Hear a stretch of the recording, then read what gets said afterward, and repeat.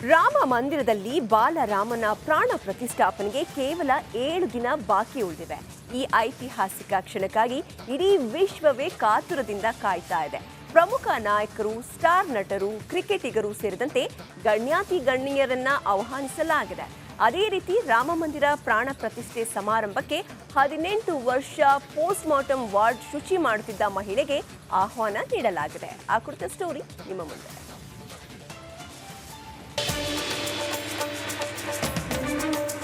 ರಾಮ ಮಂದಿರ ಲೋಕಾರ್ಪಣೆಗೆ ದಿನಗಣನೆ ಶುರುವಾಗಿದೆ. ಜನವರಿ 22ಕ್ಕೆ ಅದ್ದೂರಿಯಾಗಿ ಲೋಕಾರ್ಪಣೆಗೊಳ್ಳಲಿದೆ. ಅಯೋಧ್ಯೆಯಲ್ಲಿ ಸಕಲ ಸಿದ್ಧತೆ ಮಾಡಿಕೊಳ್ಳಲಾಗಿದೆ. ಈ ಉತ್ಸವದಲ್ಲಿ ಭಾಗವಹಿಸಲು ಸಾಧಕರು, ಗಣ್ಯರಿಗೆ ಆಮಂತ್ರಣ ನೀಡಲಾಗ್ತಿದೆ. ಆದರೆ ವಿಶೇಷ ಅಂದ್ರೆ ಪೋಸ್ಟ್ ಮಾರ್ಟಮ್ ವಾರ್ಡ್ ಶುಚಿ ಮಾಡುವ ಮಹಿಳೆಗೂ ಆಹ್ವಾನ ನೀಡಲಾಗಿದೆ.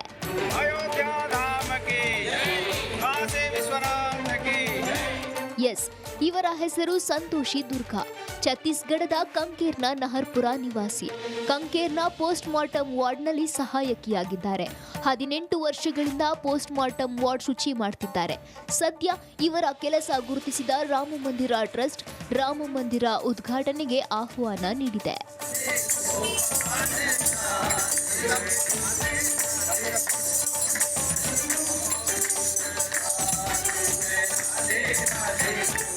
ಇನ್ನು ಸಂತೋಷಿ ದುರ್ಗಾ ಸುಮಾರು 1000ಕ್ಕೂ ಹೆಚ್ಚು ಮರಣೋತ್ತರ ಪರೀಕ್ಷೆಗಳಲ್ಲಿ ಸಹಾಯ ಮಾಡಿದ್ದಾರೆ. ರಾಮ ಮಂದಿರ ಉದ್ಘಾಟನೆ ಆಮಂತ್ರಣ ಸಿಕ್ತಿದ್ದಂತೆ ಸಂತೋಷಿ ದುರ್ಗಾ ಸಂತಸ ವ್ಯಕ್ತಪಡಿಸಿದ್ದಾರೆ.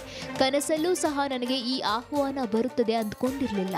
ರಾಮಲಲ್ಲ ನೋಡುವ ಅದೃಷ್ಟ ಸಿಕ್ಕಿದ್ದು ಇದು ನನ್ನ ಹಿಂದಿನ ಜನ್ಮದ ಪುಣ್ಯ ಅಂತ ಹೇಳ್ಕೊಂಡಿದ್ದಾರೆ.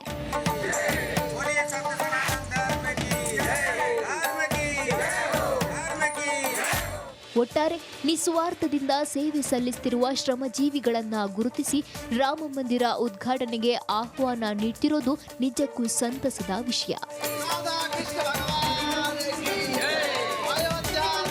News bureau, republic Kannada. ಕೋಟ್ಯಾಂತರ ಹಿಂದೂಗಳ ಕನಸು ನನಸಾಗ್ತಾ ಇದೆ. ಈ ನಡುವೆ ಪ್ರಾಣ ಪ್ರತಿಷ್ಠಾಪನೆಗೆ ಎಷ್ಟು ಜನ ಭಾಗಿಯಾಗ್ತಾರೆ ಅನ್ನೋದೇ ಎಲ್ಲರಿಗೂ ಕುತೂಹಲ ಕಾಡ್ತಾ ಇದ್ದು, ದೇಶ ವಿದೇಶ ಮಾತ್ರ ಅಲ್ಲದೆ ವಿವಿಧ ದೇಶದ ಗಣ್ಯರು ಕೂಡ ಭಾಗಿಯಾಗಲಿದ್ದಾರೆ. ಹಾಗಾದ್ರೆ ಅದ್ಯಾರು ಅಂತೀರಾ? ಈ ಸ್ಟೋರಿ ನೋಡಿ.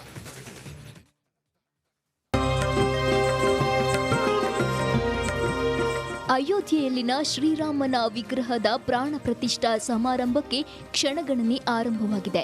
ದೇಶಾದ್ಯಂತ ಲಕ್ಷಾಂತರ ಜನರು ರಾಮ ಮಂದಿರಕ್ಕೆ ಭೇಟಿ ನೀಡಲು ಉತ್ಸುಕರಾಗಿದ್ದಾರೆ. ರಾಜಕೀಯ ವ್ಯಕ್ತಿಗಳು, ಅಂತಾರಾಷ್ಟ್ರೀಯ ಅತಿಥಿಗಳು ಮತ್ತು ಮಂದಿರ ಚಳವಳಿಗೆ ಅಸಾಧಾರಣ ಕೊಡುಗೆ ನೀಡಿದ ಸಾಮಾನ್ಯ ಜನರು ಸೇರಿದಂತೆ ಕೇವಲ 7,000 ಜನರಿಗೆ ಮಾತ್ರ ಶ್ರೀರಾಮ ಜನ್ಮಭೂಮಿ ತೀರ್ಥಕ್ಷೇತ್ರ ಟ್ರಸ್ಟ್ ಆಹ್ವಾನವನ್ನ ನೀಡಿದೆ.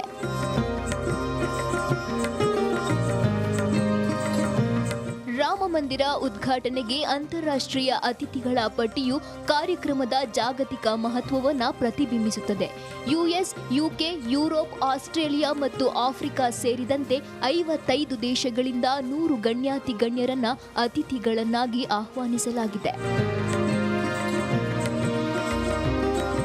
ರಾಮ ಮಂದಿರ ಉದ್ಘಾಟನಾ ಕಾರ್ಯಕ್ರಮದ ಆಮಂತ್ರಣಗಳು ಸಮಾರಂಭ ದೇಶದ ಏಕತೆಯನ್ನ ಸಾರುತ್ತದೆ. ರಾಮ ಜನ್ಮಭೂಮಿ ಬಾಬರಿ ಮಸೀದಿ ಪ್ರಕರಣದ ಮಾಜಿ ದಾವೇದಾರ ಮತ್ತು ಮಸೀದಿಯ ಪ್ರಮುಖ ಬೆಂಬಲಿಗ ಅನ್ಸಾರಿಗೂ ಆಮಂತ್ರಣವನ್ನ ನೀಡಲಾಗಿದೆ.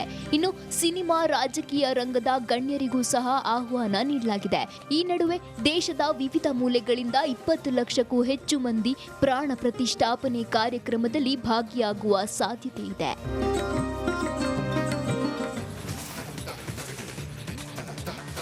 ಅಯೋಧ್ಯೆಯಲ್ಲಿ ಭವ್ಯ ರಾಮ ಮಂದಿರ ನಿರ್ಮಾಣವಾಗುತ್ತಿರುವ ಬಗ್ಗೆ ದೇಶ ವಿದೇಶಗಳಲ್ಲೂ ಸಹ ಚರ್ಚೆಯಾಗ್ತಾ ಇದೆ.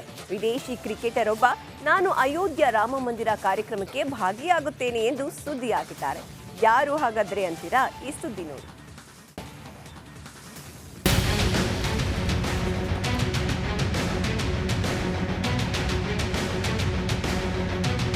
ಅಯೋಧ್ಯೆಯಲ್ಲಿ ಭವ್ಯ ರಾಮ ಮಂದಿರ ನಿರ್ಮಾಣವಾಗುತ್ತಿರುವ ಬಗ್ಗೆ ದೇಶ ವಿದೇಶಗಳಲ್ಲೂ ಸಹ ಚರ್ಚೆ ನಡೆಯುತ್ತಿದೆ. ಇದರ ಮಧ್ಯೆ ಭಾರತೀಯ ಮೂಲದ ದಕ್ಷಿಣ ಆಫ್ರಿಕಾದ ಕ್ರಿಕೆಟಿಗ ಕೇಶವ್ ಮಹಾರಾಜ್ ರಾಮ ಮಂದಿರಕ್ಕೆ ಭೇಟಿ ಕೊಡ್ತೇನೆ ಎಂದಿದ್ದಾರೆ. ಕೇಶವ ಮಹಾರಾಜ್ ಅಯೋಧ್ಯೆಯಲ್ಲಿ ನಿರ್ಮಾಣವಾಗ್ತಿರುವ ಶ್ರೀರಾಮ ಮಂದಿರಕ್ಕೆ ಭೇಟಿ ನೀಡುವ ಬಗ್ಗೆ ಮುಕ್ತವಾಗಿ ಮಾತನಾಡಿದ್ದಾರೆ.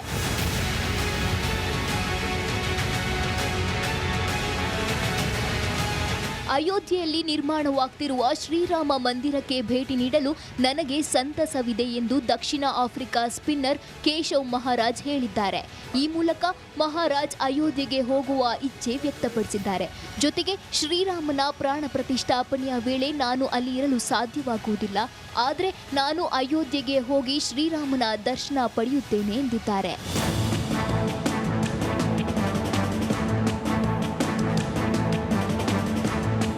ಇನ್ನು ಕೇಶವ್ ಮಹಾರಾಜ್ ಬ್ಯಾಟ್ ಹಿಡಿದು ಮೈದಾನಕ್ಕೆ ಬಂದಾಗಲೆಲ್ಲ ರಾಮ್ ಸಿಯಾರಾಮ್ ಹಾಡು ಹಾಕುವುದು ಸಹ ವಿಶೇಷವಾಗಿದೆ. ಕೇಶವ್ ಮಹಾರಾಜ್ ಮೂಲತಃ ಭಾರತೀಯರಾಗಿದ್ದು ಆಫ್ರಿಕಾದಲ್ಲಿ ನೆಲೆಸಿದ್ದಾರೆ. ಆದರೆ ಅವರು ಭಾರತಕ್ಕೆ ಬಂದಾಗಲೆಲ್ಲ ದೇವಸ್ಥಾನಗಳಿಗೆ ಭೇಟಿ ನೀಡ್ತಾರೆ. ಕೇಶವ್ ಮಹಾರಾಜ್ ಆಂಜನೇಯನ ಪರಮ ಭಕ್ತನಾಗಿದ್ದು